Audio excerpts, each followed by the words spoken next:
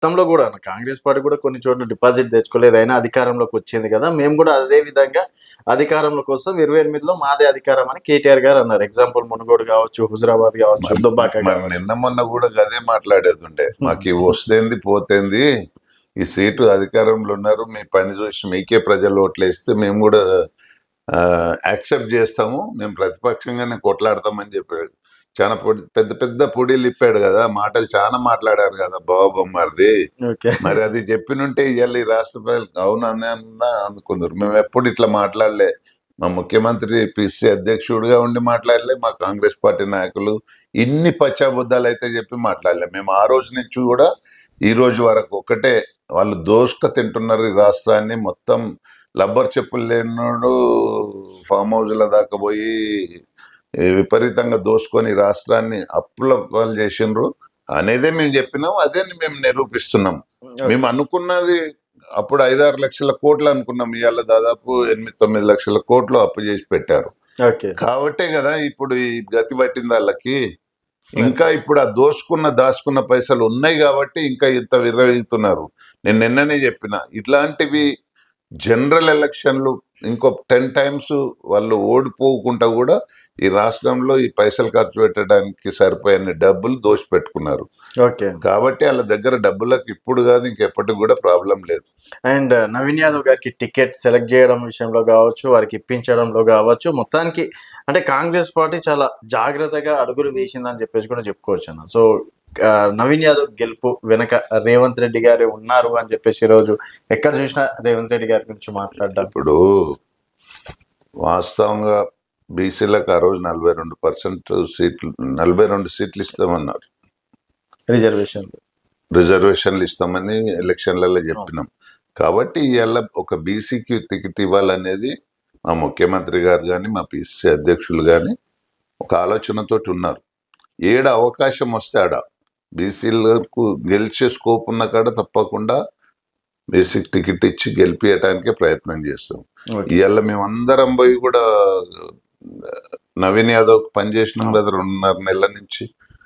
కాబట్టి మా పార్టీ నిర్ణయం ఏది తీసుకుంటే మేమంతా కట్టుబడి ఉంటాం, కులాలకు అతీతంగా. మాకు కులాలతో పంచాది లేదు, ఇంకోటి లేదు. వాళ్ళకి బీజేపీ వాళ్ళకేమో కులాలు లేకపోతే మతాల గురించి మాట్లాడతారు. కేసీఆర్ ఏమో పబ్లిక్ వచ్చి ఒకటి మాట్లాడతాడు, మళ్ళీ సాటుకు పోతే ఇంకొకటి మాట్లాడతాడు. మాకు అట్లా ఏం లేదు కదా.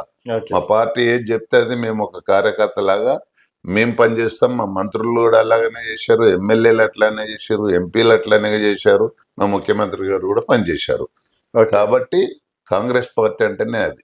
అండ్ అందుకనే అన్ని వర్గాలను కలుపుకొని పోయేదే కాంగ్రెస్ పార్టీ. అండ్ రేవంత్ రెడ్డి గారు ఒక మాట చెప్పారు, మీరు కాంగ్రెస్ పార్టీని గెలిపిస్తే రేపటి ఏదున్నా మిమ్మల్ని గెలిపిస్తా అని చెప్పేసి గతంలో పిసిసి అధ్యక్షుడు ఉన్నప్పుడు, సీఎం ఉన్నప్పుడు కూడా ఈ మాట మాట్లాడటం అనేది జరిగింది. సో ఇప్పుడు అది కల్లారా చూస్తున్నాం అనుకోవచ్చు. వాస్తవం, ఎలక్షన్ల ముందే చెప్పాడు, మీరు ఇప్పుడు నన్ను గెలిపియండి, రాష్ట్రంలో ప్రభుత్వం తీసుకురండి, మీ ఎన్నికలన్నీ గెలిపించేదాకా మీరు ఎట్లయితే కార్యకర్తలాగా పనిచేస్తారో నేను అదే విధంగా కార్యకర్తలాగా పనిచేసి మీకు అన్ని పదవులు వచ్చేంత వరకు నేను పనిచేస్తా అన్నాడు. ఆయన చేస్తూ కూడా మా అందరితోటి పనులు చేపిస్తున్నాడు. రేవంత్ రెడ్డి గారు సిస్టమ్ అది. కొంతమంది బీఆర్ఎస్ లో ఉన్నారు, వాళ్ళు ఒక్క పదవి గెలిచుంటే చాలు, ఇంకొవ్వడు గెలవకుండా తొక్కేస్తున్నారు. మా దగ్గర అట్లా ఉండదు కాంగ్రెస్ పార్టీలో.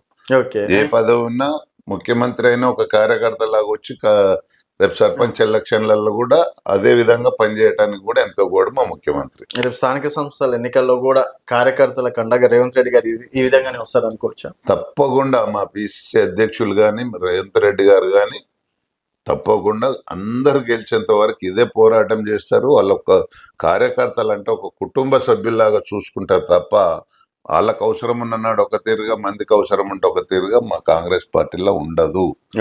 అందుకనే అన్ని విధాల స్వేచ్ఛ ఎక్కువ కాంగ్రెస్ పార్టీలో, మీకు తెలియదు ఏం లేదు. కాబట్టి ఏమనంటే లేకపోతే కాంగ్రెస్ వాళ్ళు కొట్లాడుతురనో అదో ఏదో ముచ్చట్లు చెప్తుంది, కానీ కొట్లాట ఏమున్నది, స్వతంత్రం. వాళ్ళు ఏది మాట్లాడినా ఎవరి గురించి మాట్లాడుతున్నారు, ప్రజా సమస్యల మీద కొట్లాడతారు. ప్రజలకు ఏదైనా పనులు కాకపోతే కొట్లాడతారు, ఇంకొక రోడ్డు కాకపోతే కొట్లాడతారు. చేతులు కట్టుకొని గులాంగిరి అయితే చెయ్యరు కదా. కాంగ్రెస్ పార్టీలో డెఫినెట్ గా మన ప్రజలు ఎన్నుకున్నది ఎందుకు అన్నాను, మేము ఎవరి దగ్గర అయినా పోయి కొట్లాడతాం, ముఖ్యమంత్రి దగ్గర అయినా